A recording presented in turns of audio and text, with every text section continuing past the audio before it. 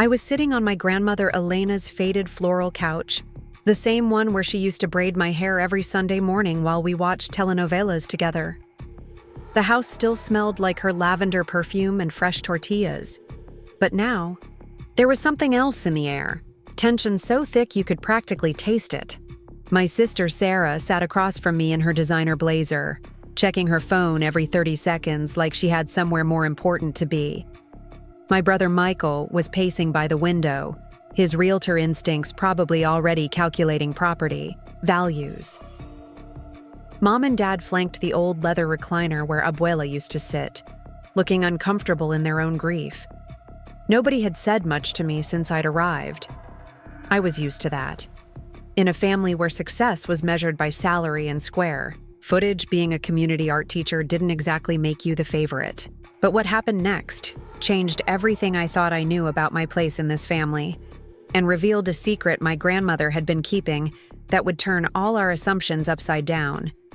Before we jump back in, tell us where you're tuning in from, and if this story touches you, make sure you're subscribed, because tomorrow, I've saved something extra special for you. My name is Emma Rodriguez, and 2 weeks ago, I lost the only person in my family who truly understood me. Abuela. Elena had raised 3 children, helped raise 6 grandchildren, and somehow still found time to run her flower shop for 40 years. She was the kind of woman who remembered everyone's birthday, kept a pot of beans on the stove for unexpected visitors, and could make you feel like the most important person in the world with just one look. I was her youngest granddaughter, the one who spent summers helping her arrange bouquets instead of getting internships at law firms like Sarah or selling houses like Michael. While my siblings were building careers that made our parents proud, I was teaching kids from my old neighborhood how to paint murals and organizing Dia de los Muertos festivals that brought the whole community together. It wasn't glamorous work, but it felt right. Abuela always told me that art feeds the soul, even when it doesn't fill the bank account. The morning of the will reading, I'd driven over from my tiny apartment near ASU, stopping to pick up flores de cempasúchil from the market like Abuela used to do. I placed them on her altar in the living room, next to the photo of her and Abuelo Antonio from their wedding day. She looked so young and hopeful in that picture, wearing a simple white dress she'd sewn herself. I touched the frame gently and whispered a quick prayer in Spanish, the way she'd taught me. Mr. Wellington arrived precisely at 2 o'clock, carrying a worn leather briefcase that looked like it had seen decades of family drama. He was a tall, thin man with kind eyes behind wire-rimmed glasses, and he'd been Elena's lawyer since before I was born. He offered his condolences to each of us, but when he got to me, he paused and squeezed my hand a little longer than the others. There was something in his expression I couldn't quite read, like he was trying to tell me something without words. We gathered in the living room, the same space where we'd celebrated birthdays and holidays for as long as I could remember. Sarah claimed the spot on the main couch, her perfectly styled hair catching the afternoon light streaming through the lace curtains Abuela had made by hand. Michael sat in the dining room chair he'd dragged over, still fidgeting like he was late for a showing. Our parents settled into the love seat, Mom clutching a tissue she hadn't used yet, Dad staring at his, hands folded in his lap. I found myself perched on the ottoman by Abuela's chair, close enough to smell the faint scent of Vicks Vapor Rub that seemed permanently embedded in the fabric. From here, I could see everyone's faces, watch their reactions, observe the family dynamics that had shaped my entire life. It felt appropriate somehow, being in the background, being the witness rather than the main character. Mr. Wellington cleared his throat and pulled out a manila folder. His movements were careful and deliberate, like a priest handling sacred objects. He adjusted his glasses and looked around the room at each of us before beginning to speak in the formal tone lawyers use when they're about to change lives. Elena Vasquez was a remarkable woman, he began, and I could hear the genuine affection in his voice despite the professional words. She came to see me 6 months ago to update her will, and she was very specific about her wishes. She wanted me to remind you all that family isn't just about blood, it's about who shows up, who listens, and who carries forward the values that matter most. I felt my throat tighten. That sounded exactly like something Abuela would say.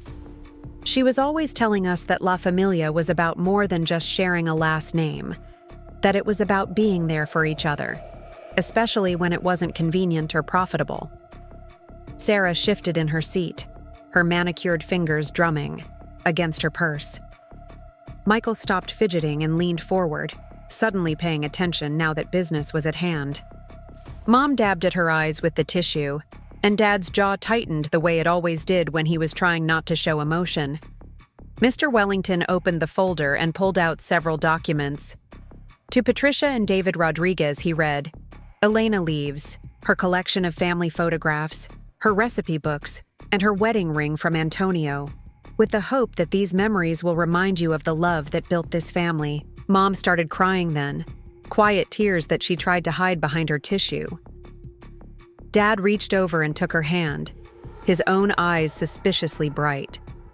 Those recipe books represented decades of Sunday dinners and holiday celebrations, handwritten, cards with measurements in both English and Spanish. Some so old the ink had faded, but the love behind them remained clear. To Michael Rodriguez, Elena bequeaths her 1998 Honda Civic, fully paid off, along with $5,000 from her savings account and her collection of religious medals blessed by Father Martinez at St. Augustine's. Michael nodded solemnly, though I could see him trying to calculate whether $5,000 was more or less than he'd expected. The Honda was practical, reliable, classic Abuela. She'd driven that car to Mass every Sunday for 26 years, and it probably had another 100,000 miles left in it. To Sarah Martinez, Mr. Wellington continued, reading from the formal document. Elena leaves the house at 1247 Desert Rose Drive, including all furnishings and belongings, her savings account containing approximately $43,000, and her business assets from Vasquez Blooms, including client lists and remaining inventory. Preparing and narrating this story took us a lot of time, so if you are enjoying it, subscribe to our channel. It means a lot to us. Now back to the story. The room went completely silent. Not even the sound of breathing. Sarah's mouth fell open, and for the first time since I'd arrived, she put down her phone. $43,000 might not have been life-changing money for someone with her salary, but the house was worth at least $300,000, maybe more in this market. Plus, Abuela's flower shop had been legendary in our neighborhood. Even though she'd closed it 5 years ago when arthritis made the work too difficult, people still asked about Vasquez Blooms. I felt something cold settle in my stomach. It made sense, I told myself. Sarah was the oldest granddaughter, the successful one, the one who'd graduated from Arizona State with honors and built her own marketing company from scratch. She was married to a good man, lived in a beautiful penthouse, drove a car that cost more than I made in a year.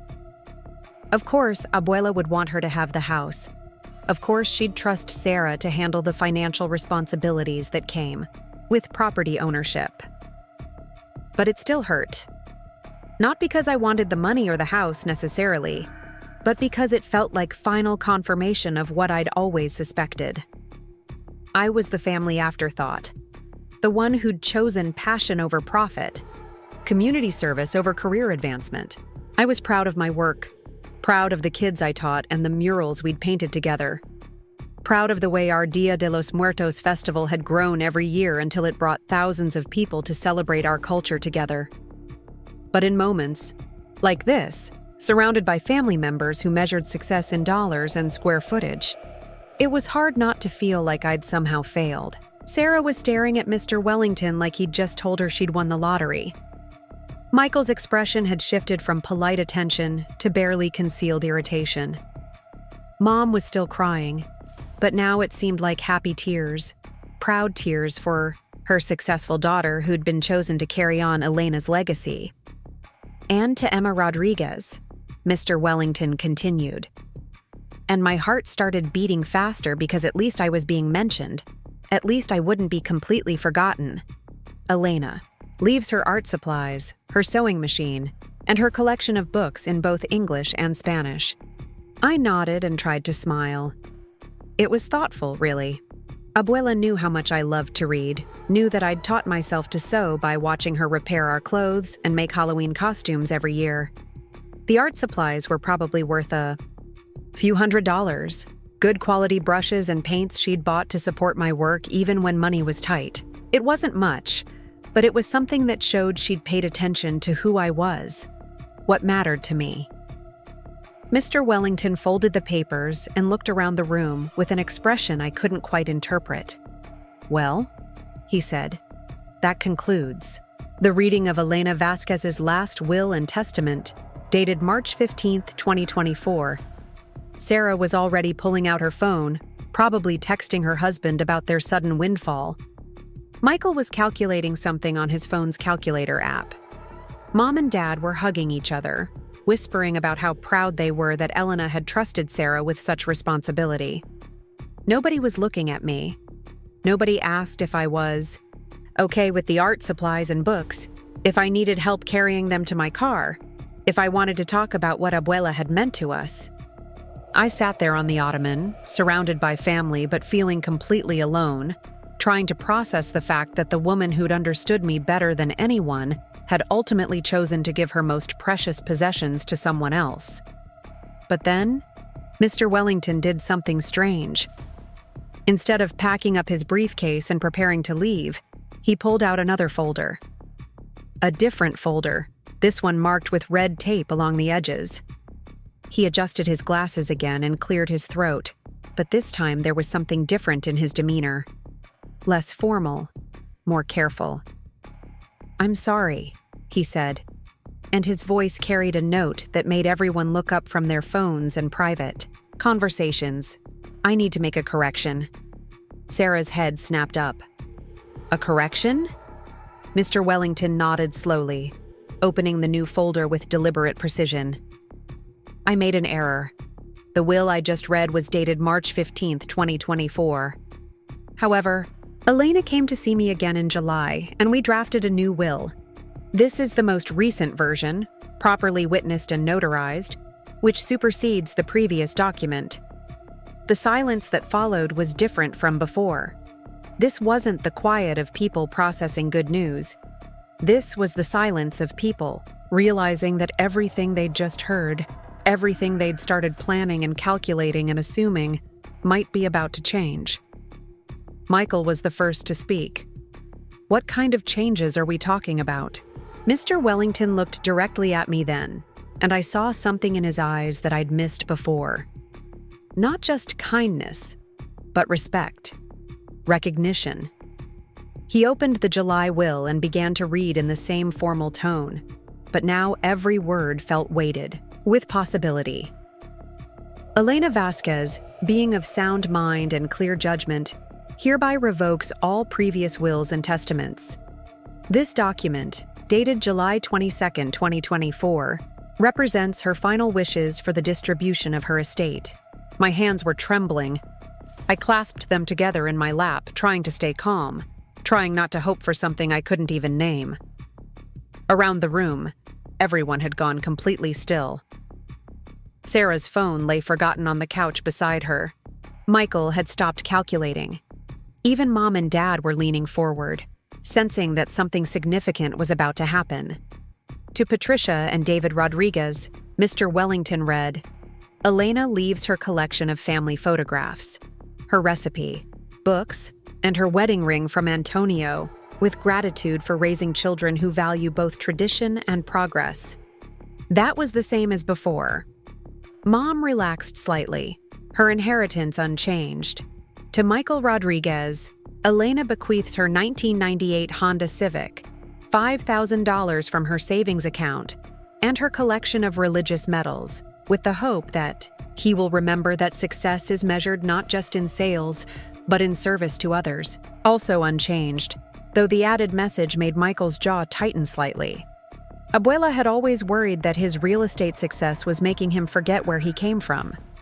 To Sarah Martinez, Elena leaves $5,000 from her savings account and her collection of jewelry, with appreciation for her business acumen and the hope that she will use her talents to lift up others as she climbs. Sarah's face went white. $5,000. Not the house, not the business assets, not the bulk of the savings. Just $5,000 and some jewelry. Her mouth opened and closed like she was trying to form words that wouldn't come. And to Emma Rodriguez, Mr. Wellington continued, his voice growing stronger and warmer. Elena leaves the house at 1247 Desert Rose Drive, the remaining savings of approximately $38,000. All business assets from Vasquez Blooms, including client lists and equipment, and a sealed letter marked, "For Emma's eyes only." The world tilted. Actually tilted, like I was sitting on a boat that had suddenly hit rough water. I heard someone gasp and realized it was me. The house. Abuela's house, with its hand-sewn curtains and decades of memories embedded in every wall. The flower shop assets, the remnants of the business that had been her pride and joy. Almost $40,000, more money than I'd ever imagined, having at once. But more than any of that, there was a letter. Something she'd written specifically for me. Something private and personal that she'd trusted Mr. Wellington to deliver. My hands were shaking so hard now that I had to press them against my knees to make them stop. Sarah found her voice first. That's impossible. There has to be some mistake. Mr. Wellington shook his head calmly. No mistake. Elena was very clear about these changes. She came to my office in July and spent over 2 hours making sure every detail was exactly as she wanted it. But why? Michael demanded, his realtor composure completely gone. Why would she change everything? Mr. Wellington looked at the sealed envelope in his hands, then back at me. She said Emma would understand when she read the letter. But she also asked me to share one thing with all of you. He pulled out a small piece of paper covered in Abuela's careful handwriting. Elena wrote this note specifically for today, to be read after the will. She wanted you to know that love isn't always about giving people what they expect. Sometimes it's about giving them what they need, even when they don't realize they need it yet. I felt tears starting to gather in my eyes. That was so perfectly Abuela, turning even her final act into a teaching moment, a way to push us toward becoming better versions of ourselves. Sarah's professional composure was cracking. I don't understand. I'm the oldest. I'm the one with the business experience. I'm the one who visits twice a year, Michael finished brutally. Who calls on birthdays and Christmas? Who sends flowers from her company instead of coming herself? That's not fair, Sarah shot back. I have a business to run. I have responsibilities. So does Emma, Dad said quietly, and everyone turned to look at him in surprise. He'd been silent through most of the reading, but now his voice was firm. Emma's been here every week for the past 5 years. Every week, helping with groceries, driving Elena to doctor's appointments, fixing things around the house. Emma organized the celebration for Elena's 80th birthday that brought together half the neighborhood. Emma's the one who made sure Elena wasn't lonely. I stared at my father, shocked. I had no idea he'd been paying attention to any of that. I'd assumed, like always, that my contributions were invisible to the family, that my time with Abuela was just seen as Emma having nothing better to do with her weekends. Mom was crying again, but these tears looked different. Ashamed, maybe. Guilty. She reached over and took my hand, squeezing it tight. "Mija," she whispered. "I didn't realize. I should have. We should have." But I wasn't ready for apologies. Yet. I was still trying to process the impossible fact that Abuela had trusted me with her most precious possessions. Me, the family underachiever. Me, the dreamer who chose teaching over business school, community work over climbing corporate ladders. Mr. Wellington handed me the sealed envelope with my name written across the front in Abuela's familiar script. She was very specific that you should read this privately, when you're ready. There's no rush. I took the letter with trembling hands, feeling the weight of it, the significance. Whatever was inside would explain everything, would help me understand why Abuela had made this choice, why she'd trusted me with her legacy when everyone else seemed like a more logical option. The room had gone quiet again, but this time it felt different. Less shocked, more thoughtful. Sarah was staring at her hands, her confidence shaken. Michael was looking around the house with new eyes, maybe seeing it as I'd always seen it. Not as a real estate opportunity, but as the heart of our family's story. As I held the letter, I thought about all those Sunday mornings braiding each other's hair, all the afternoons spent learning to arrange flowers, all the conversations, in Spanish and English, about dreams and disappointments and what really mattered in life. Abuela had been watching, listening, understanding things about me that I was only just beginning to understand about myself. But I also thought about the responsibility that came with this gift. The house would need maintenance, the savings would need to be managed carefully, and somehow I'd have to figure out what to do with flower shop equipment when I'd never run a business in my life. Maybe that was part of the lesson, part of what Abuela was trying to teach us all. That growth happens when we're pushed beyond our comfort zones, when we're trusted with more than we think we can handle. I looked around at my family, at the mix of confusion and hurt and dawning understanding on their faces, and realized that this was just the beginning. The will reading was over, but the real work of figuring out what Elena's final gift meant to each of us was just starting. 3 days passed before I could bring myself to open Abuela's letter. I'd carried it with me everywhere, to work, to the grocery store, even to bed. But every time I tried to break the seal, my hands would start shaking and I'd lose my nerve. The letter felt like a door I couldn't close once I opened it. The final conversation with the one person who'd always understood me completely. I was sitting in my small apartment kitchen on Wednesday evening, eating leftover enchiladas and grading my students' art projects, when I finally found the courage. Maria's watercolor of her family's quinceañera was spread across the table. Bright purples and golds that captured the joy of the celebration, even if the proportions weren't quite right. Next to it was Carlos's charcoal drawing of his grandfather's hands, weathered and beautiful, holding a cup of coffee. These kids understood something about art that my family never had, that it wasn't about perfection or profit. It was about capturing truth, preserving moments that mattered. The envelope felt heavier than it should have as I carefully opened it along the edge, trying not to tear Abuela's careful script. Inside were 3 pages covered in her handwriting, some parts in Spanish, others in English, the way she always talked when her emotions were running high. I could almost hear her voice as I began to read. "Mi querida Emma, my dearest granddaughter," she'd written. "If you are reading this, then James has done as I asked, and you now know what I have decided. About my earthly possessions. I imagine you are confused, perhaps even frightened. Good. Fear means you understand the weight of what I'm giving you, and that gives me confidence that you will handle it with the respect it deserves." I had to stop reading and wipe my eyes. Even in death, Abuela was teaching me, pushing me to see myself more clearly than I was comfortable with. "You have always been my shadow," she continued, "but not because you are weak or small. You have been my shadow because you understand that sometimes the most important work happens away from the spotlight, away from the applause. While your brother counts his commissions and your sister builds her brand, you have been building something more precious. Community, connection, hope in places where hope was running thin." The letter went on to describe things I'd thought no one had noticed.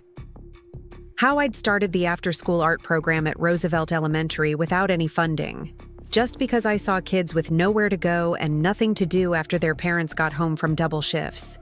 How I'd organized the neighborhood cleanup that turned an empty lot into a community garden where families now grew vegetables together. How I'd convinced the city council to approve the mural project that let kids tell their own stories on the sides of buildings that had been tagged with gang symbols. But Elena, she had been watching. She'd seen me advocate for funding at school board meetings, translate for parents who were intimidated by the formal process, stay late to help kids whose projects weren't working out. She'd watched me use my own money to buy supplies when the school budget ran short, never telling anyone because I didn't want to make other teachers feel guilty for what they couldn't afford to do. "Do you remember," she wrote, "when you were 15 and you wanted to quit art class because your teacher said you didn't have natural talent? You came to my kitchen crying, saying maybe you should focus on something more practical, something that would make your parents proud. I told you then what I will tell you now. Talent is not what matters. Heart matters. Persistence matters. Using your gifts to serve others matters." I remembered that day vividly. I'd been so excited about an abstract painting I'd worked on for weeks, experimenting with color and texture, pouring my teenage emotions onto canvas in ways I couldn't express with words. But my teacher, Mrs. Peterson, had criticized it in front of the whole class, saying it showed lack of discipline and technical skill. I'd felt so humiliated, so stupid for thinking I could create something meaningful. Abuela had made me hot, chocolate, and let me cry at her kitchen table for an hour before she said a word. Then she'd walked me to her bedroom and shown me a painting I'd never seen before. A small canvas tucked behind her dresser, hidden away like a secret. It was a portrait of Abuelo Antonio as a young man, painted in oils with careful, loving detail. The brushwork wasn't perfect, but there was something in the eyes, something in the way the light hit his face, that took my breath away. "I painted this when we were newlyweds," she'd told me. "I had no training, no teacher, just love, and the need to capture how he looked when he thought no one was watching. Your teacher sees technique. I see soul. Never let anyone convince you that soul doesn't matter." Now, reading her letter in my small apartment, I understood that she'd been preparing me for this moment my whole life. Every encouragement, every gentle push toward community work, every conversation about using art to heal and connect. It had all been leading here. The second page of the letter was more practical. She explained that she'd been quietly saving money for decades, never spending on herself what she could put away for her family's future. The flower shop had been more successful than anyone knew because she'd built relationships with every florist, wedding planner, and event coordinator in Phoenix. When she'd finally closed the shop, she'd sold the client list and remaining inventory to a larger company for more money than she'd ever told us. "But Emma," she wrote, "money is not why I am giving you these things. I am giving them to you because you are the only one in our family who understands that wealth means nothing if it is not shared, that success means nothing if it does not lift others up with you. Sarah has built a beautiful life for herself, and I am proud of her. Michael has found ways to provide for his family, and that is good. But you, mi nieta, you have never forgotten where you come from or who you serve." The third page was the one that broke my heart completely.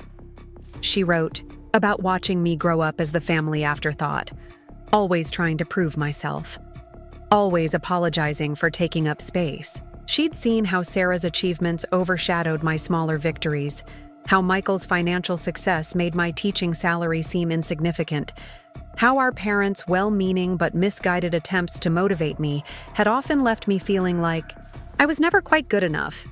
"I should have spoken up more," she admitted. "I should have told them what I saw in you, should have made them understand that you were not the failure they sometimes treated you as. But I was old-fashioned, believing that actions speak louder than words, that time would prove your worth. Now I worry that I waited too long, that I let you go too many years thinking you were invisible. You are not invisible, Emma. You are the light in every room you enter, the hope in every project you touch, the bridge between what our family was and what it could become. This house, this money, these business connections, they are not rewards for being overlooked. They are tools for building the life you were meant to live, the work you were meant to do." The letter ended with specific instructions. She wanted me to keep living in the house, to make it my own while honoring its history. She'd left detailed notes about the flower shop clients, suggestions for how I might use those connections to expand my community work. ideas for turning the business assets into something that served my vision instead of just generating profit. And there was one more surprise. Hidden in the bottom of the envelope was a small brass key and another note. This opens the safety deposit box at Desert Community Bank, downtown branch. Box number 247. Inside, you will find documents that explain some things I never told the family, and some things I hope will help you understand why I made this choice. Go alone the first time, mija. Some conversations are meant to be private. I stared at the key, feeling its weight in my palm. Another secret, another layer to peel back. Abuela had lived a much more complex life than any of us had realized. And apparently she'd been preparing for this transition much longer than the few months since she'd updated her will. The next morning was Thursday, and I called in sick to work for the first time in 3 years. I couldn't face my students when my entire world was shifting beneath my feet.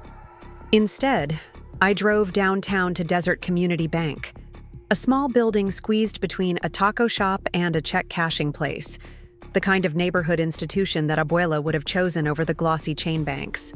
The safety deposit box was larger than I'd expected, filled with manila folders organized with the same careful precision Abuela had brought to everything in her life. The first folder contained financial documents showing that her savings were actually closer to $50,000, not the $38,000 Mr. Wellington had mentioned. She'd been conservative in her estimate, maybe to avoid family fights over larger amounts. The second folder was filled with correspondence from community organizations across Phoenix. Letters thanking Elena Vasquez for anonymous donations to school art programs, food banks, scholarship funds for undocumented students trying to attend college. Receipts showing that she'd been quietly funding exactly the kind of work I'd been doing, supporting it behind the scenes while I struggled to find resources and recognition. She'd been watching my efforts to secure funding for the after-school program, and when the school district had turned down my grant application, she'd made a personal donation to the principal with instructions that it be designated for art, supplies, and teacher stipends. She'd been the mysterious benefactor who'd made it possible for me to expand the program from 15 kids to 45. But the third folder was the one that changed everything I thought I knew about my family's history. It contained business licenses and tax documents showing that Elena had never really closed Vasquez Blooms.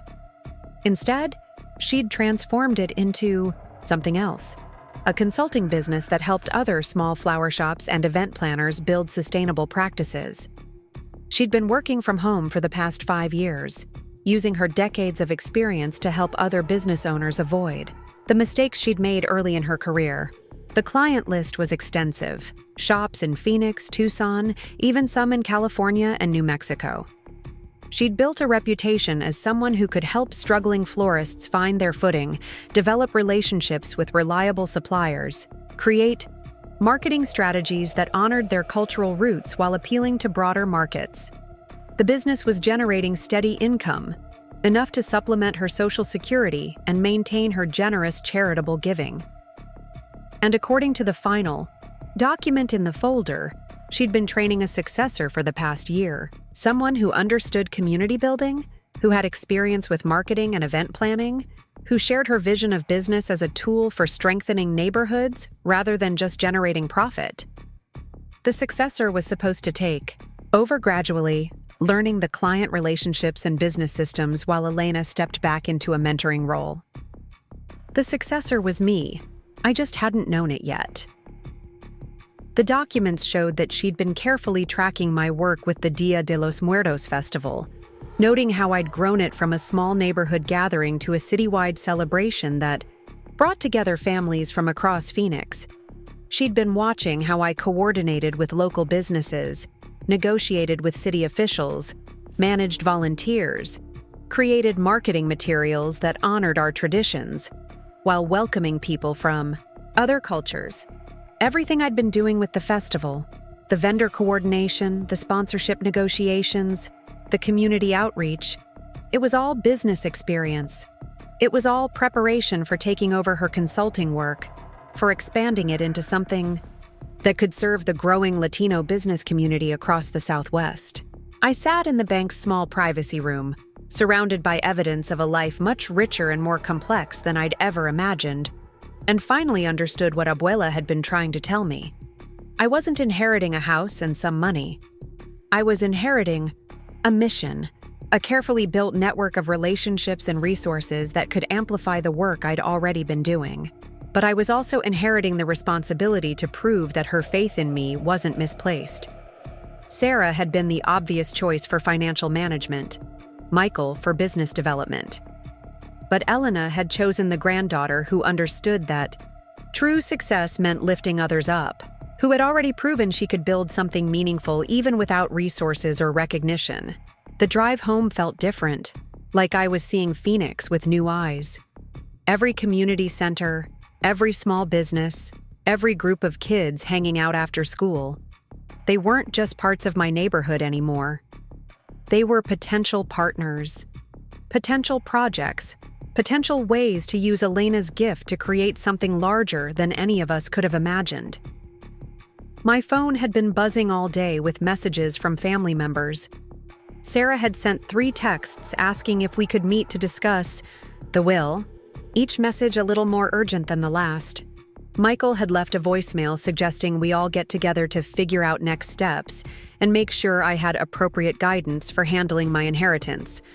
Mom had called twice, her voice worried and motherly, asking if I was okay and if I needed help processing everything.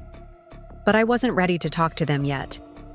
I needed time to understand what Elena had given me, to read through the client files and business documents, to figure out how to honor her legacy while making it my own. I needed time to grieve the grandmother I'd known while getting acquainted with the businesswoman and community leader she'd been in parts of her life I'd never seen. Most of all, I needed time to prepare for the conversation I knew was coming. Because inheriting Elena's house and money was just the beginning. Once my family understood the full scope of what she'd built, once they realized that the quiet woman they'd sometimes dismissed as old-fashioned had actually been running a successful business and supporting community organizations across the city, everything was going to change. Sarah's business expertise wouldn't seem quite as impressive when compared to Elena's decades of relationship building and community impact. Michael's real estate success wouldn't look quite as significant next to a consulting business that had helped dozens of small businesses thrive. And my community work wouldn't seem quite as naive when they understood that it had been exactly the kind of experience Elena valued most. I spent that evening in Elena's house, my house now, though it still felt strange to think of it that way, reading through client files and making notes. Each folder told a story of a small business owner who'd been struggling, who'd found Elena through word of mouth or community connections, who'd received not just business advice but encouragement, mentorship, and sometimes financial support to help them get back on their feet. There was Rosa Martinez, who'd inherited her mother's flower shop in South Phoenix, but couldn't compete with the big chain stores until Elena helped her develop a specialty in quinceañera and wedding arrangements that honored Mexican traditions. There was David Kim, whose family had run a small shop in Koreatown for 20 years before the pandemic nearly forced them to close, until Elena connected him with event planners who needed his expertise in traditional Korean celebrations. Story after story of people who'd been invisible to the mainstream business community, but had found support and guidance from Elena. People who understood that success meant more than profit margins, that business could be a way of preserving culture and strengthening community ties. As I read through the files, I began to see the shape of what Elena had envisioned for me. Not just taking over her existing consulting work, but expanding it. Using my experience with community organizing and cultural events to help Latino-owned businesses connect with each other and with the broader Phoenix market. Using my teaching background to develop workshops and mentoring programs. Using my art skills to help small business owners create marketing materials that told their stories authentically. It was overwhelming and exciting and terrifying all at once. I'd never thought of myself as a business owner, never imagined having the kind of responsibility that came with managing other people's livelihoods. But Elena had seen something in me that I was only beginning to recognize in myself. The ability to build bridges, to see connections where others saw only obstacles, to create opportunities where others saw only problems. By the time I finally went to bed that night, I'd made a decision. Tomorrow, I would call my family and ask them to meet me at the house. Not to apologize for Elena's choice or to ask for their approval, but to share what I'd learned about our grandmother and to begin the conversation about what came next. Because Elena's final gift wasn't just financial security or property ownership, it was the chance to step fully into the person I'd been becoming all along. The person she'd seen clearly even when I couldn't see it myself. And that transformation was going to require all of us to reconsider what we thought we knew about success, about family, and about the quiet ways that love expresses itself across generations. Friday morning arrived with the kind of desert sunshine that made everything look possible. I stood in Elena's kitchen, running my fingers along the familiar countertops where she'd taught me to make masa from scratch, where we'd sorted flower stems for arrangements, where she'd listened to my teenage complaints about feeling different from everyone else in our family. The kitchen felt like the heart of everything she'd built, and now it was mine to tend. I'd called each family member the night before, asking them to come over for coffee and conversation. Not a formal meeting, I'd told them, just a chance to talk about what came next. Sarah had arrived first, as always, carrying her leather portfolio and wearing the kind of outfit that announced she was taking charge of the situation. Michael followed 20 minutes later, checking his watch repeatedly and making it clear he had showings scheduled for later in the day. Mom and Dad came together, bringing a box of conchas from the panaderia and looking uncertain about their role in whatever was about to unfold. We gathered around Elena's dining table, the same, heavy oak piece that had hosted decades of birthday celebrations and holiday meals. The morning light streamed through the lace curtains, casting delicate shadows across the surface where Elena used to lay out her business papers when she thought no one was watching. I'd set out coffee in her good china, the cups painted with tiny roses that she'd collected one piece at a time from the mercado. The conversation started cautiously, with Sarah asking practical questions about property taxes and home insurance, Michael wondering about the condition of the roof and plumbing, everyone dancing around the central question of whether I was capable of managing such a significant inheritance. Their concern felt genuine but also condescending, wrapped in the kind of helpful suggestions that assumed I needed their guidance to avoid making terrible mistakes. But then I opened the manila folders I'd brought from Elena's safety deposit box, and everything changed. I spread the business documents across the table, watching their expressions shift from polite concern to genuine surprise as they began to understand what they were looking at. Sarah picked up a client contract from Elena's consulting business, her marketing background allowing her to quickly grasp the scope and sophistication of what our grandmother had been doing.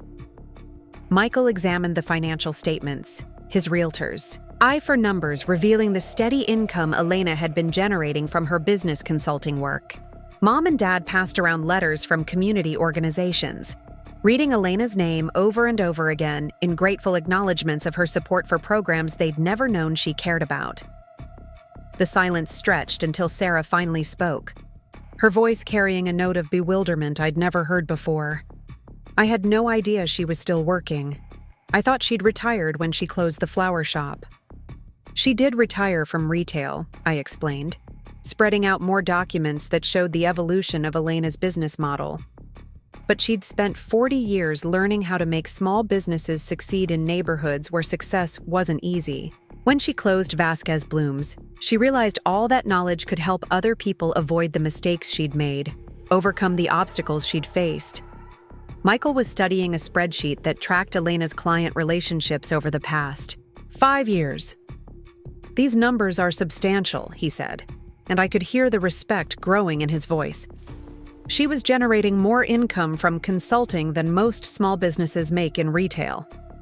And look at this client retention rate. She obviously knew what she was doing. Mom had found a folder filled with photographs from various business events and community celebrations. In picture after picture, Elena appeared alongside other business owners, city officials, community leaders. Always smiling, always engaged, always connected to networks we'd never known existed.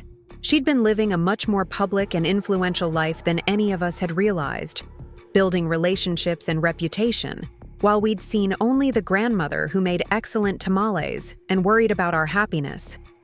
But the real revelation came when I showed them Elena's detailed notes about my work with the Dia de los Muertos festival. She'd been documenting everything: my vendor negotiations, my permit applications, my volunteer coordination, my marketing strategies. She'd tracked the festival's growth from 60 attendees in its first year to over 3,000 last October, noting how I'd expanded from one afternoon event to a 3-day celebration that brought together families from across Phoenix. In Elena's careful handwriting, they could see assessments of my organizational skills, my ability to work with diverse groups of people, my talent for creating programming that honored tradition while welcoming newcomers. She'd been watching me build something meaningful from nothing, using skills I'd developed through necessity and passion rather than formal business training. Sarah set down a folder containing Elena's correspondence with city officials about cultural events and small business development. "She was tracking your work for years," she said quietly. "All these notes about your festival coordination, your grant applications, your community partnerships. She saw what you were building before any of us did." I pulled out the final folder, the one that had shocked me most when I discovered it at the bank. Elena had been working with a business development organization to create a mentorship program for Latino entrepreneurs, and she'd recommended me as a potential program coordinator. The organization had been interested enough to schedule preliminary meetings, pending Elena's introduction and my willingness to participate. She'd been planning this transition for months, maybe longer. Every conversation we'd had about my festival work, every question about my goals and dreams, every piece of advice about working with vendors and sponsors, it had all been preparation for this moment. Elena had seen the businesswoman in me before I'd seen it in myself. The documents painted a picture of my grandmother as someone much more strategic and forward-thinking than we'd ever imagined.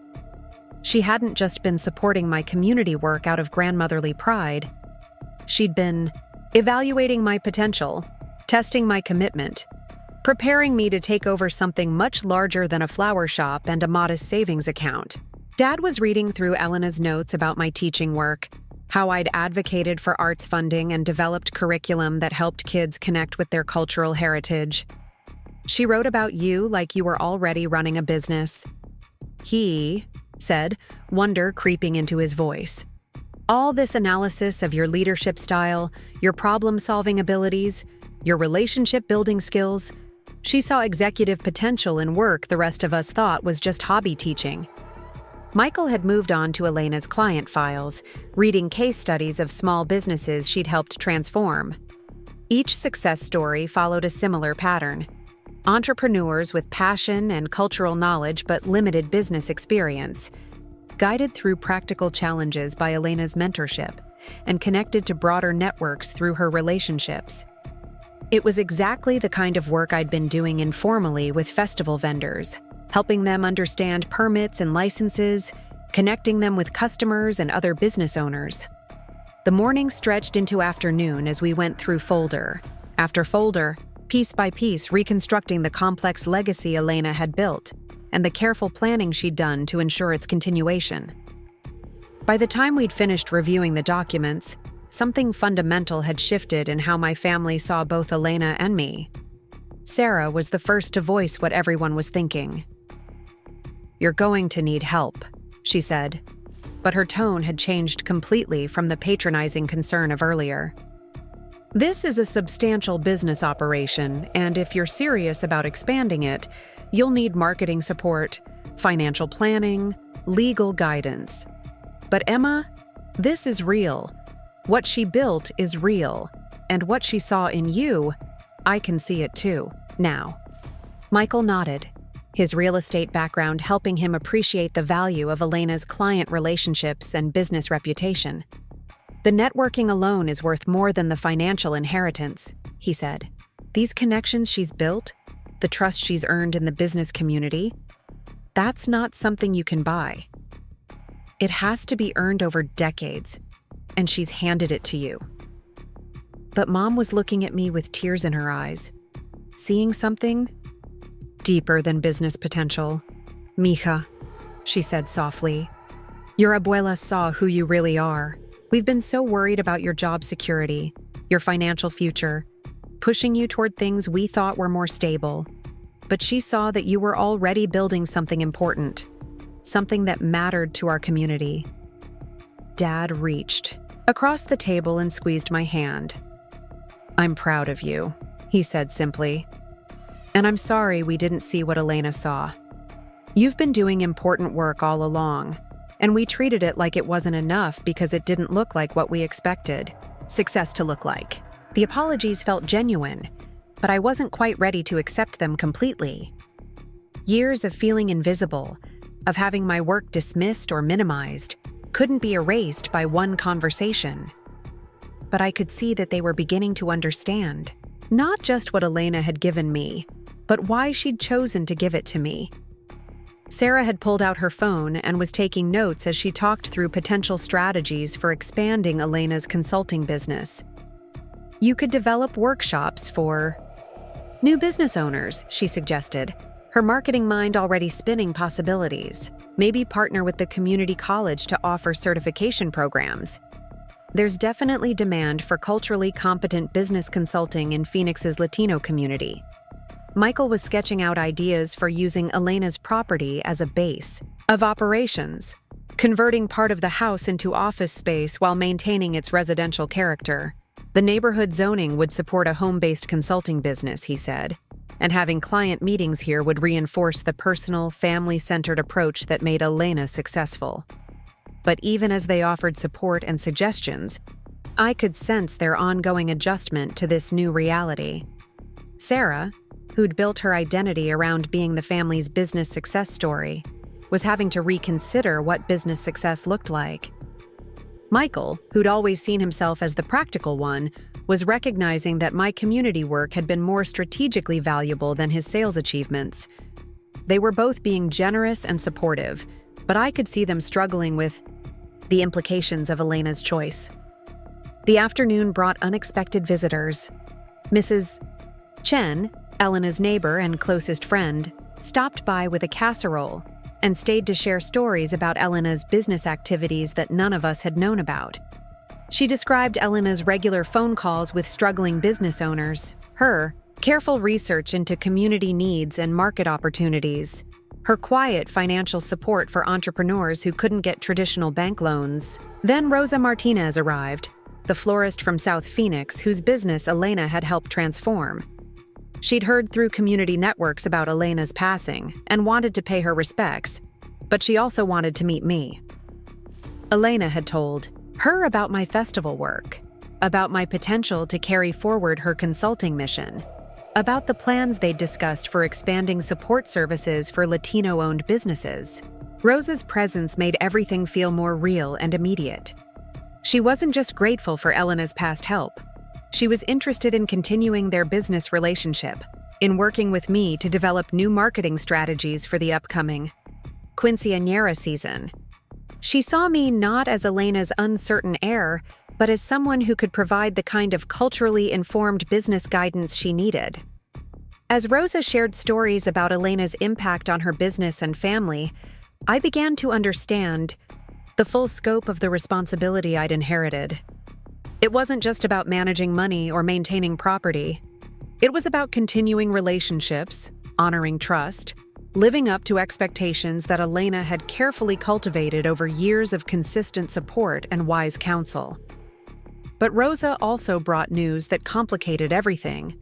Word was spreading through the business community about Elena's death and the uncertainty around her consulting practice. Several clients were worried about losing the support they'd come to depend on, while others were being contacted by larger consulting firms, hoping to acquire Elena's client list and business relationships. "You need to decide quickly," Rosa told me gently. "Elena's reputation will protect her clients for a little while, but if you're going to take over her work, You need to start reaching out to people soon.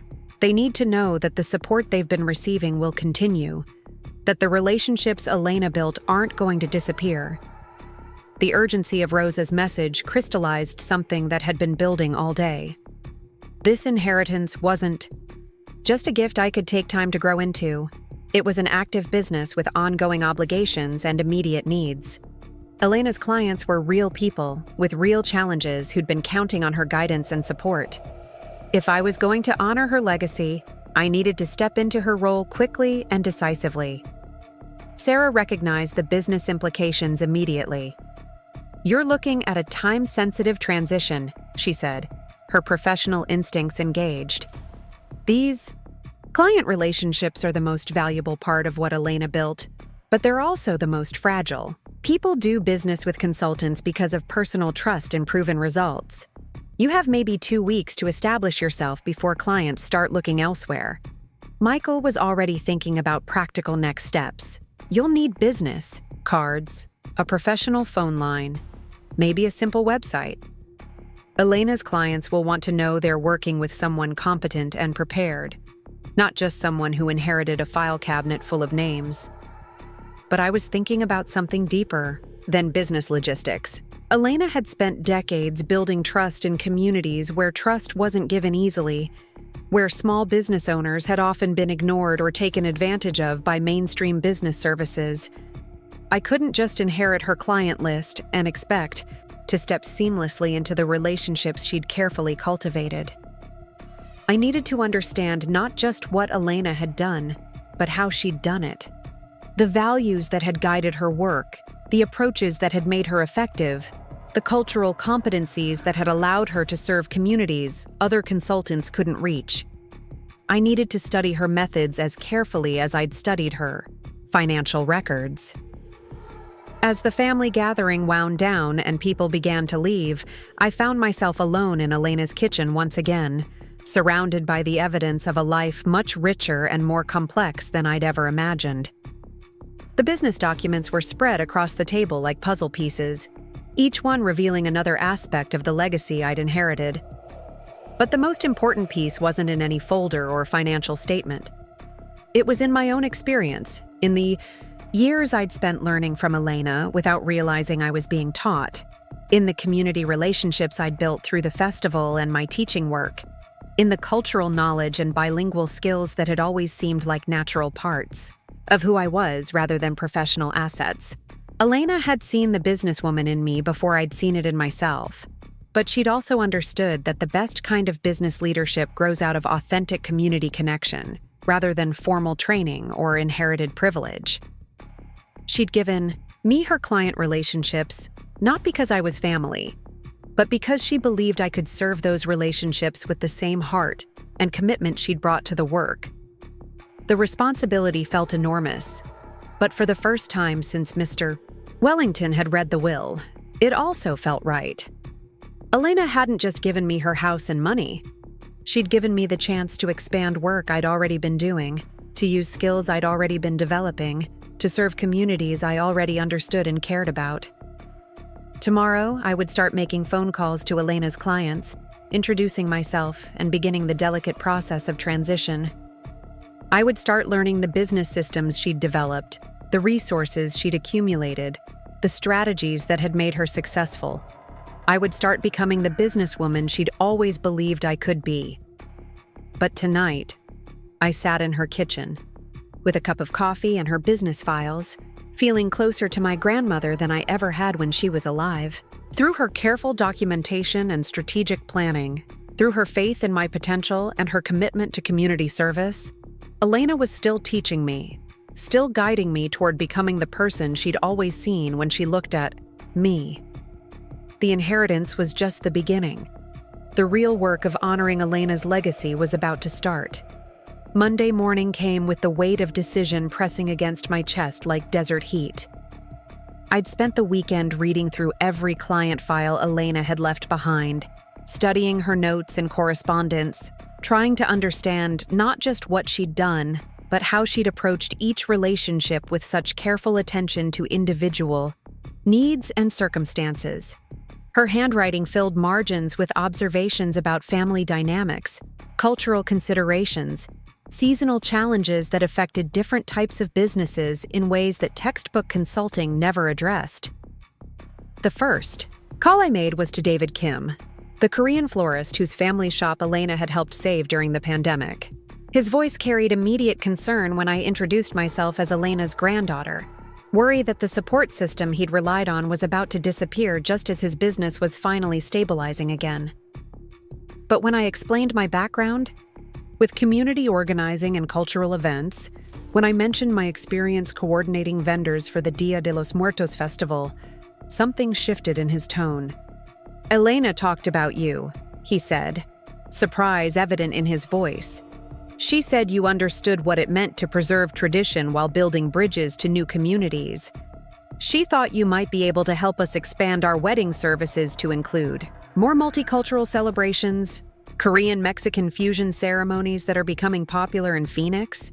The conversation lasted over an hour, moving from business logistics to cultural preservation, from marketing strategies to the challenges of maintaining authenticity while appealing to broader markets. David had insights about the Korean community's business networks that complemented my knowledge of Latino entrepreneurship, and by the end of our call, we were discussing collaboration rather than just continuation of Elena's services. Each subsequent call followed a similar pattern. Clients who'd been nervous about Elena's passing found themselves intrigued by my different but complementary perspective. Where Elena had brought 4 decades of business experience, I brought fresh ideas about social media marketing, community, partnerships, cultural programming that could attract younger customers while honoring traditional practices. Maria Santos, who ran a catering business specializing in quinceañeras and weddings, was particularly excited about my festival coordination experience. She'd been struggling to expand beyond word-of-mouth referrals, and Elena had been helping her develop a more systematic marketing approach. But when I described how I'd built vendor relationships for the festival, how I'd created cross-promotional opportunities that benefited multiple small businesses simultaneously, Maria saw possibilities Elena's more traditional approach hadn't explored. "You could help us create a network," Maria suggested during our call.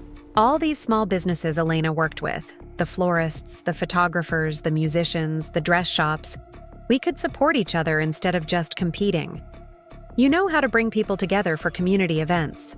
Maybe you could do the same thing for community business." The idea sparked something that had been building in my mind since I'd first seen Elena's client files. She'd been working with individual businesses, helping them solve specific problems and overcome particular challenges. But I could see connections between her clients, opportunities for collaboration and mutual support that might strengthen the entire network of Latino-owned businesses in Phoenix. By Wednesday, I'd spoken with 12 of Elena's 15 active clients, and a pattern was emerging that excited and terrified me in equal measure. They weren't just interested in maintaining the consulting relationships Elena had established. They were eager to explore new approaches that built on my different strengths and experiences. Several had already begun talking to each other, comparing notes about their conversations with me, discovering shared challenges that might be addressed through collective action rather than individual consulting. Rosa Martinez called that evening, with news that crystallized everything I'd been feeling. 3 of Elena's former clients had approached her about organizing a meeting to discuss forming a mutual support network for Latino businesses, with me potentially serving as coordinator and consultant for the group. Word was spreading through the community about Elena's granddaughter, who understood both business development and cultural programming, who could bridge the gap between traditional practices and contemporary marketing needs. But Rosa also brought a warning. 2 large consulting firms had been calling Elena's clients, offering reduced rates for the first 6 months and promising more sophisticated services than a community-based consultant could provide. They were positioning my inexperience as a liability, suggesting that Elena's clients deserved professional guidance rather than well-meaning but amateur support. The competitive pressure forced me to confront questions I'd been avoiding. Was I really qualified to take over Elena's consulting practice? Or was I letting sentimentality and family loyalty cloud my judgment about my professional capabilities? Did Elena's faith in my potential justify risking the livelihoods of small business owners who'd trusted her guidance? Was I prepared to compete with established firms that had resources and credentials I couldn't match? Thursday brought an unexpected answer in the form of Carmen Delgado, a business development specialist from the Small Business Administration who'd worked with Elena on several community initiatives. Carmen had heard about the transition through professional networks and wanted to discuss potential partnerships that could strengthen my position while expanding support services for Latino entrepreneurs. Elena always said you were the future of community business consulting, Carmen told me as we sat in a coffee shop near downtown Phoenix. She believed that the next generation of business support needed to combine traditional consulting skills with cultural competency and community organizing experience. She thought you had a unique combination of talents that could serve this market better than mainstream firms. Carmen had brought a proposal that took my breath away. The SBA was developing a pilot program to support culturally competent business, consulting in underserved communities, and Elena had been helping design the initiative before her death. They were looking for a community-based consultant to serve as a demonstration site, someone who could show how locally rooted business support could achieve better outcomes than generic consulting approaches. The program would provide funding for training, certification, and startup costs, along with access to SBA resources and referral networks. In return, I would need to document my methods, track client outcomes, and share successful strategies with other communities considering similar approaches. It was an opportunity to legitimize and expand exactly the kind of work Elena had been doing, while building on the community connections I'd already established. But accepting the SBA partnership would mean committing fully to a career path I'd never planned, taking responsibility for other people's business success, competing directly with established consulting firms that had every advantage except the one Elena had valued most: authentic community connection and cultural understanding. Carmen must have seen my hesitation because she pulled out a folder containing letters from Elena's clients, testimonials they'd written for the SBA program proposal. Business owner after business owner described how Elena's culturally informed guidance had made the difference between failure and success, how her understanding of family dynamics and community relationships had helped them navigate challenges that traditional consultants couldn't even recognize. But the letters also described their excitement about working with me, their appreciation for my fresh perspectives on marketing and community engagement, their hope that I could help them build collaborative networks that would strengthen all their businesses simultaneously. These weren't people settling for amateur guidance. They were entrepreneurs who saw value in my specific combination of skills and experience.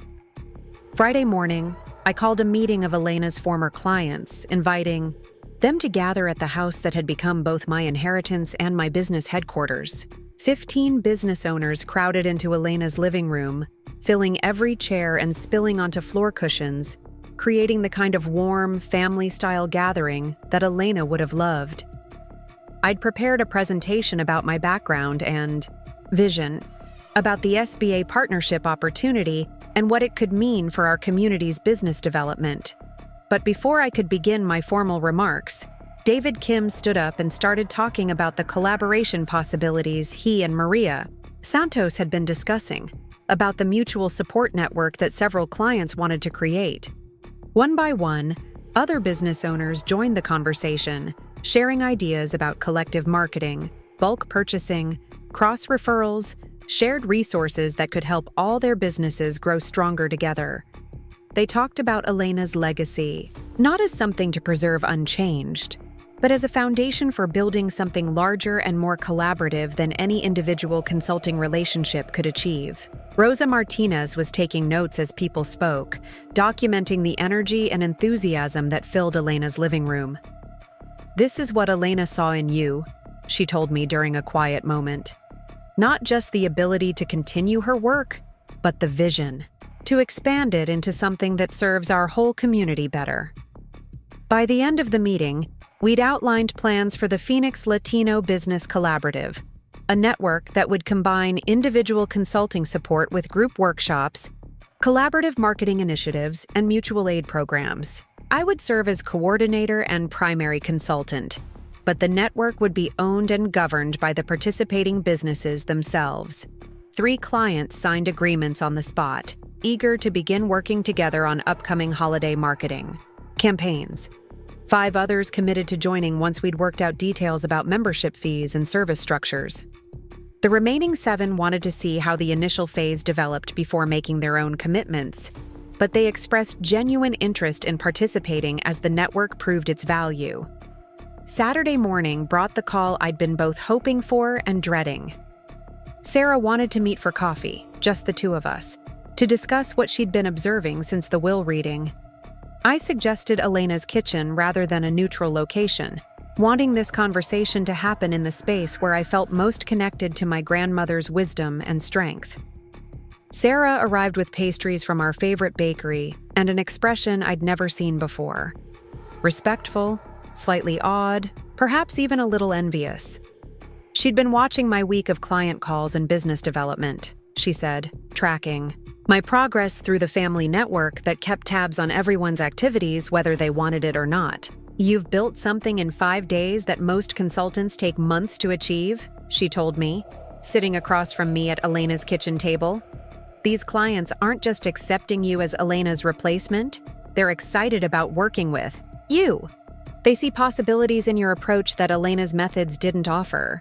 But Sarah had also been thinking about her own career, about the marketing firm she'd built through years of grinding corporate work and strategic networking.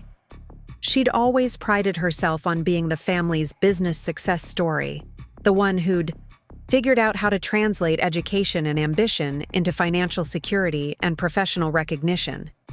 "Watching you this week made me realize something," she said quietly. "I've been building a business that serves clients I don't particularly understand or care about, using skills that feel increasingly disconnected from who I really am. You're building something that serves your community, that honors our culture, that uses your authentic voice and experiences." The conversation that followed was unlike any we'd ever had as sisters. Sarah talked about feeling trapped by her own success, obligated to maintain a lifestyle and professional identity that brought financial rewards, but little personal satisfaction. She'd been thinking about Elena's choice to give me the inheritance, and she was beginning to understand that it wasn't about favoritism or family politics. It was about recognizing which granddaughter had the courage to build a life aligned with her values, rather than just her earning potential. Sarah made an offer that stunned me completely. She wanted to dissolve her marketing firm and join the Latino Business Collaborative as a partner, contributing her business development skills while learning the community-centered approach that Elena had valued. She'd been researching culturally competent marketing strategies, she said, and she believed there was huge demand for services that honored cultural authenticity while achieving mainstream business success. "We could be partners," she suggested. "Your community connections and cultural expertise, my marketing experience and business systems." Elena always said that families should support each other's dreams, not compete over whose dreams matter most. The proposition felt both generous and overwhelming. Working with Sarah would bring professional credibility and marketing sophistication that I couldn't achieve alone. But it would also mean sharing leadership of something I'd just begun to claim as my own. Could I trust that Sarah's interest was genuine rather than an attempt to manage or control the business I was building? But as we talked through possibilities and concerns, I began to see Sarah differently than I ever had before. Her corporate success had come at costs I was only beginning to understand: isolation from family and community, pressure to constantly prove herself in environments that didn't value her cultural background, financial security achieved through work that felt increasingly meaningless. Maybe Elena's choice hadn't just been about recognizing my potential. Maybe it had also been about creating an opportunity for Sarah to reconnect with values and purposes she'd set aside in pursuit of conventional success. Maybe the inheritance was meant to benefit both of us, just in ways we hadn't initially recognized. Sunday evening, I called Michael to share the developments of the past week and to ask for his perspective on Sarah's partnership proposal. His response surprised me as much as Sarah's offer had. He'd been researching small business development and community organizing, he said, trying to understand what Elena had seen in my work that he'd missed for so many years. "You've always been building something important," he told me. "I just couldn't see it because it didn't look like the kind of success I understood. But watching you this week, seeing how these business owners respond to your ideas, understanding the network you're creating, this is impressive professional work, Emma. This is leadership." Michael had his own confession to make.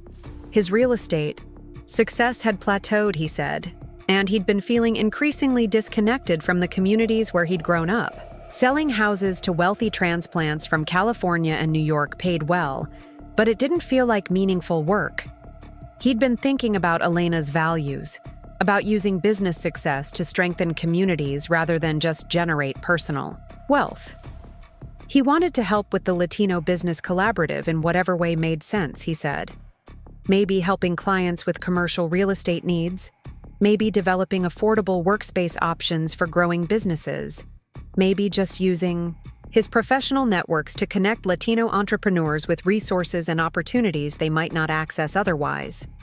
Monday morning of my second week as Elena's heir, I stood in her kitchen making coffee and planning the day that would officially launch my new career.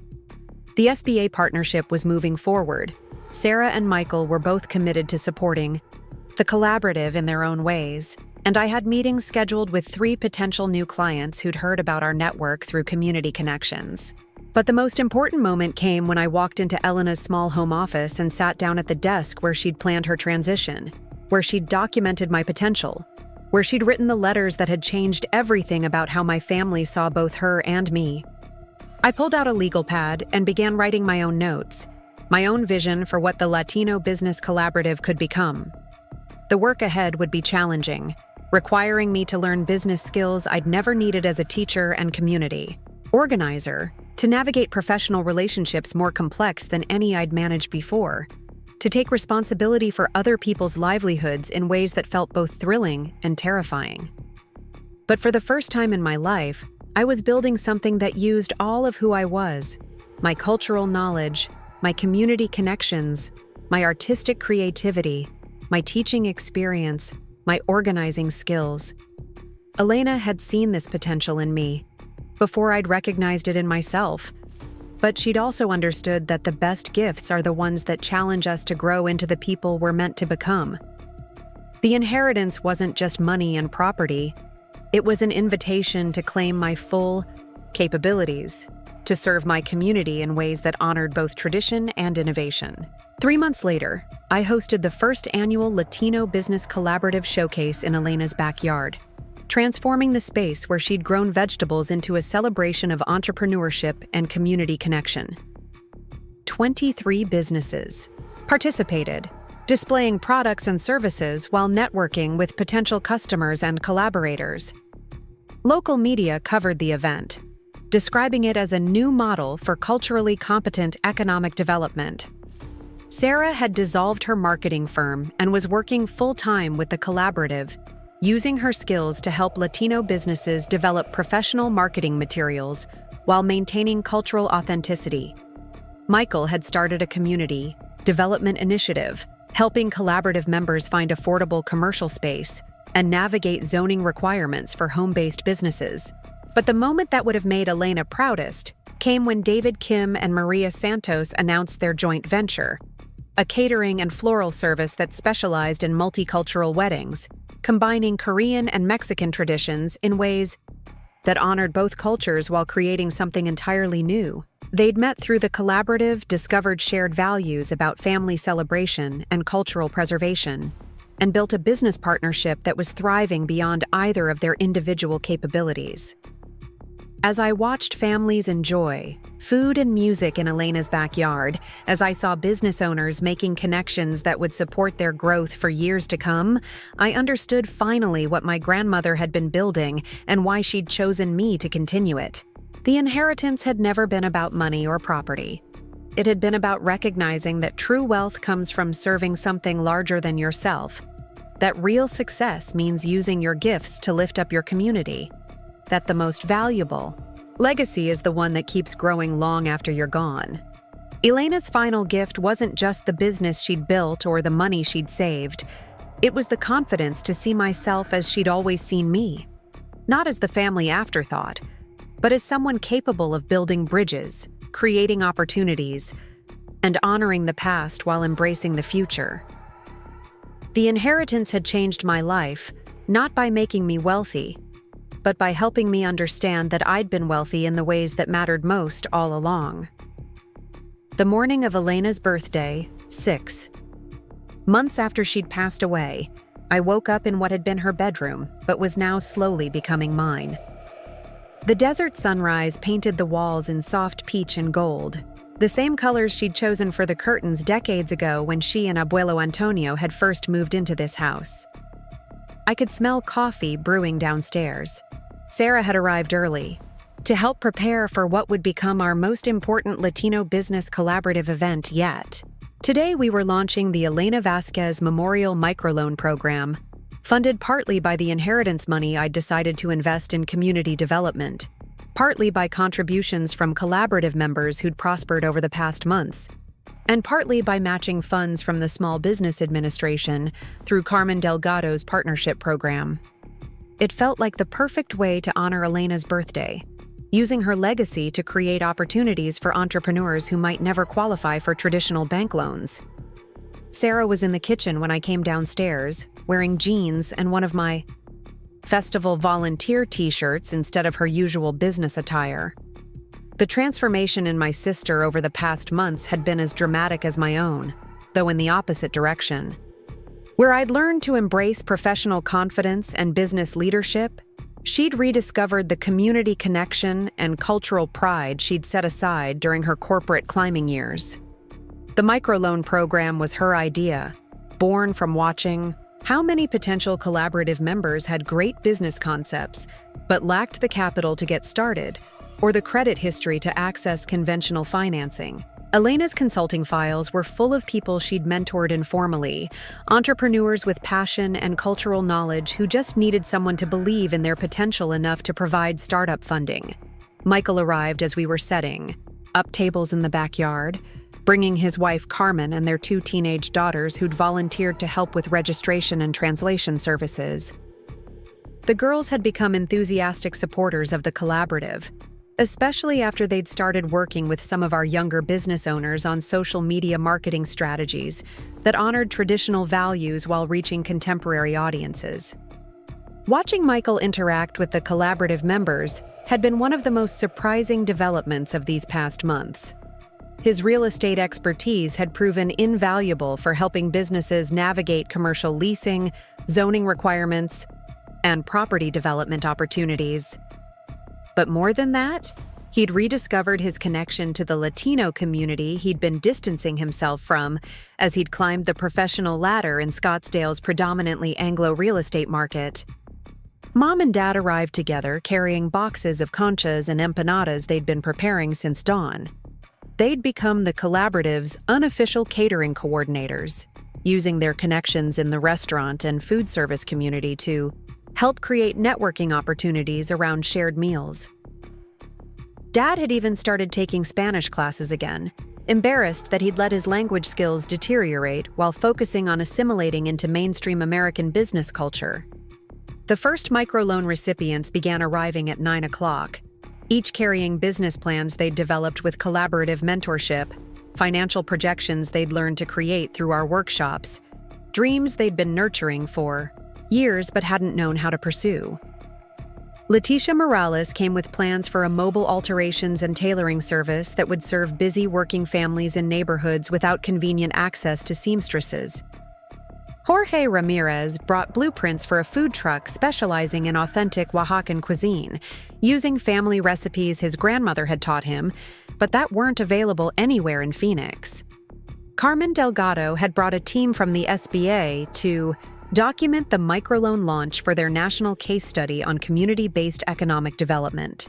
They were particularly interested in how we'd combine traditional business mentorship with cultural competency training, peer support networks, and collaborative marketing strategies. The pilot program we'd developed was being considered for replication in Latino communities across the Southwest. But the person I was most nervous about meeting was Dr. Patricia Hernandez, a business professor from Arizona State University who'd written extensively about Latino entrepreneurship and who'd requested an interview about Elena's consulting methods and my expansion of her work. Dr. Hernandez had been skeptical when Carmen first told her about our community-based approach, questioning whether informal mentorship could achieve the same outcomes as formal business education. Dr. Hernandez arrived just as we were beginning the official program, carrying a notebook and wearing the slightly reserved expression of an academic prepared to observe rather than participate. But as she listened to microloan recipients describe their business plans, as she watched collaborative members offer advice and support to newcomers, as she saw the organic networking and relationship building that happened naturally when entrepreneurs shared cultural backgrounds and community connections, her demeanor began to shift. The first loan presentation was Letitia's alteration service, and she spoke in a mix of Spanish and English that perfectly captured the bilingual reality of her target customers. She'd identified a market gap through her own experiences as a working mother who'd struggled to find affordable, convenient clothing alterations in her neighborhood. Her business plan included not just financial projections, but community impact goals, employing other seamstresses from the neighborhood, partnering with local schools for costume and uniform repairs, offering sewing classes that would preserve traditional needlework skills. Jorge's food truck presentation was equally compelling, but it was his discussion of cultural preservation that seemed to capture Dr. Hernandez's attention most. He talked about how Oaxacan cuisine was disappearing from Phoenix's Mexican food landscape, replaced by more generic regional styles that appealed to broader markets, but lost the specific flavors and techniques that connected families to their ancestral roots. His food truck would serve as both business venture and cultural education, introducing Phoenix diners to authentic preparations while creating a gathering place for the Oaxacan community. The third presentation came from Sofia Chen Martinez, whose parents had immigrated from China to Mexico before moving to Phoenix, and who wanted to create a catering service specializing in Chinese-Mexican fusion cuisine that reflected her family's unique cultural journey. Her business plan addressed the growing demand for multicultural wedding and celebration catering while serving the increasingly diverse Latino community that included families from various Latin American countries with their own distinct culinary traditions. Dr. Hernandez asked detailed questions about each business plan, but she also inquired about the mentorship process, the collaborative support structure, the cultural competency components that traditional business development programs often overlooked. She seemed particularly interested in how we'd integrated family dynamics and community relationships into business planning, recognizing that Latino entrepreneurs often operated within extended networks of mutual obligation and support that mainstream business education didn't acknowledge or accommodate. During the lunch break, Dr. Hernandez approached me with questions about Elena's original consulting methods and how I'd adapted them for the collaborative model. She'd been reviewing Elena's client files with my permission, studying the detailed notes about cultural considerations, family dynamics, community relationships that Elena had factored into her business guidance.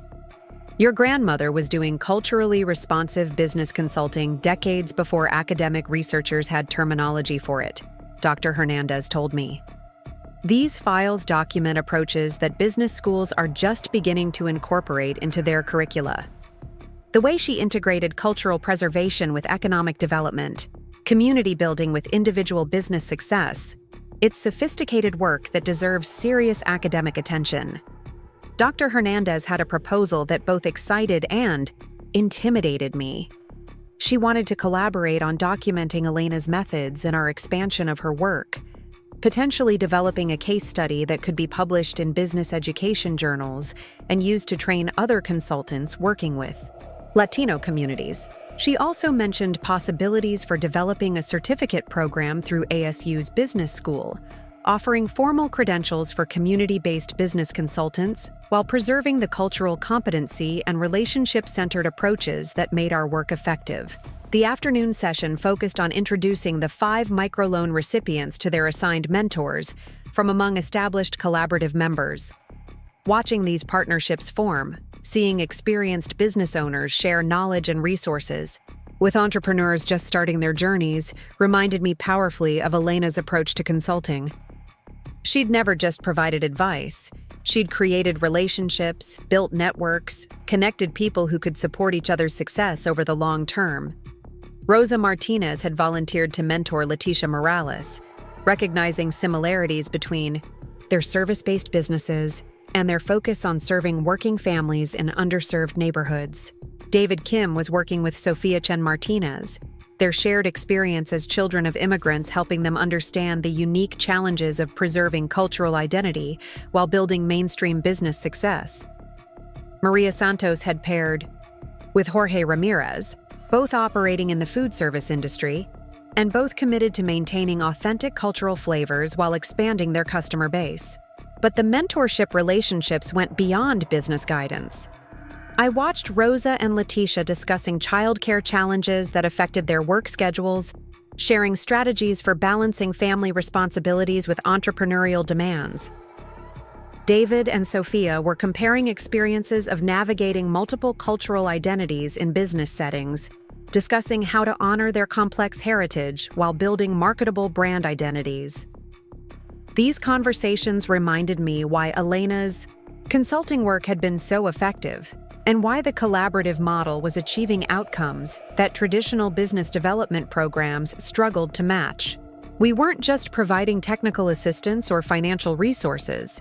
We were creating community, fostering relationships that would support these entrepreneurs through the inevitable challenges and setbacks that every small business faces. As the afternoon progressed, I found myself thinking about the journey that had brought me to this moment. 6 months ago, I'd been sitting in Elena's living room feeling invisible and overlooked, assuming I'd receive some token inheritance that acknowledged my presence without recognizing my potential. Now I was running a consulting business, managing a collaborative network, launching a microloan program, and being courted by academics who wanted to study and replicate our methods. But the transformation hadn't been just professional. I'd learned to see myself as Elena had always seen me, not as someone who'd failed to achieve conventional success, but as someone who'd been building community-centered leadership skills that were becoming increasingly valuable in a world where authentic cultural connection mattered more than generic business credentials. The evening celebration began as families arrived to join the business presentations and networking sessions. Children played in Elena's backyard while adults shared food and conversation, creating the kind of multi-generational community gathering that had always been central to Elena's vision of business as community building. Local musicians performed, collaborative members displayed their products and services, and the whole event felt like a fiesta that happened to include business development rather than a business event that included some cultural elements. Dr. Hernandez stayed for the entire evening, participating in conversations, sampling food from various collaborative businesses, observing the organic relationship building that happened when business networking was embedded in genuine community celebration. By the time she left, she was talking enthusiastically about the academic possibilities our work represented. But more importantly, she seemed to understand that our success came from approaches that couldn't be easily replicated without the cultural knowledge and community connections that gave our work its authenticity. The last guests departed around 10 o'clock, leaving my family to clean up in the comfortable way that comes from working together towards shared goals. Sarah was already planning marketing strategies for the microloan recipients. Michael was discussing commercial real estate opportunities with Jorge about potential permanent locations for his food truck business, and Mom and Dad were talking about organizing cooking classes that would help food service entrepreneurs refine their recipes and presentation. As we finished putting away tables and chairs, I realized that Elena's inheritance had accomplished something much more significant than transferring wealth or property. It had transformed our family's understanding of success, value, and contribution. Sarah had discovered that her marketing skills were most fulfilling when applied to businesses that served communities she cared about. Michael had reconnected with his cultural roots and found ways to use his real estate expertise for community development rather than just personal profit. Mom and Dad had reclaimed pride in their heritage and found new purposes in supporting the next generation of Latino entrepreneurs. But perhaps the most important transformation was in how we related to each other as a family. The competitive dynamics that had characterized our relationships for decades had been replaced by collaborative support, mutual respect, and shared commitment to continuing Elena's legacy of community service. We'd learned to see each other's strengths and contributions clearly, without the jealousy and comparison that had poisoned so many family interactions in the past. Standing in Elena's kitchen as my family finished the evening cleanup, I thought about the letter she'd left me and the questions it had raised about visibility, value, and recognition. She'd written about watching me grow up feeling invisible, apologizing for not speaking up more about what she saw in my work and potential. But now I understood that her quiet support and careful preparation had been more valuable than any public defense could have been. Elena had given me something more precious than recognition or validation from family members who hadn't understood my path. She'd given me the resources and relationships to build work that felt authentic to who I was, that used all my skills and experiences, that served communities I cared about in ways that honored both tradition and innovation. She'd helped me stop trying to prove myself according to other people's definitions of success and start building success that reflected my own values and vision. The microloan program was just the beginning of what the collaborative could become. Carmen Delgado had mentioned possibilities for expanding into other cities. Dr. Hernandez was discussing academic partnerships that could provide research and training resources, and several collaborative members were interested in developing specialized programs for specific industries or demographic groups within the Latino business community. But all those future possibilities felt manageable because they grew organically from work I'd already been doing, relationships I'd already been building, values I'd already been living. Elena's inheritance hadn't changed who I was. It had given me the confidence and resources to become more fully who I'd always been. The last thing I did before going to bed was walk through Elena's garden, now thriving under my care, but expanded to include herbs and vegetables that reflected the diverse culinary traditions of our collaborative members. Sophia had contributed Chinese vegetables, Jorge had planted Oaxacan chilies, Leticia had added the medicinal plants her grandmother had taught her to cultivate. The garden had become a living symbol of the collaborative itself, rooted in Elena's original vision but growing in directions she might never have imagined. As I stood among the plants in the desert moonlight, I whispered a thank you to my grandmother for seeing possibilities in me that I'd been too afraid or too conditioned to recognize in myself. Her final gift hadn't been money or property or even business relationships. It had been permission to stop apologizing for who I was and start celebrating what I could become. Tomorrow would bring new challenges and opportunities as the microloan recipients began implementing their business plans, as the collaborative continued expanding its membership and services, as we worked to prove that community-based economic development could achieve outcomes that traditional programs couldn't match. But tonight, in Elena's garden on her birthday, surrounded by evidence of growth and possibility, I felt ready for whatever came next. The inheritance had taught me that wealth isn't just about accumulating resources, it's about using those resources to create opportunities for others. Success isn't just about personal achievement, it's about building something larger than yourself that continues growing long after you're gone. And family isn't just about sharing DNA, it's about supporting each other's dreams and working together to honor the values that connect you across generations. Elena's legacy would live on not just in the businesses we helped launch or the entrepreneurs we mentored, but in the understanding that true prosperity comes from lifting others up, that real security comes from building strong communities, and that the most valuable inheritance is the one that keeps multiplying as it's shared. Up next, you've got two more standout stories right on your screen. If this one hit the mark, you won't want to pass these up. Just click and check them. Out!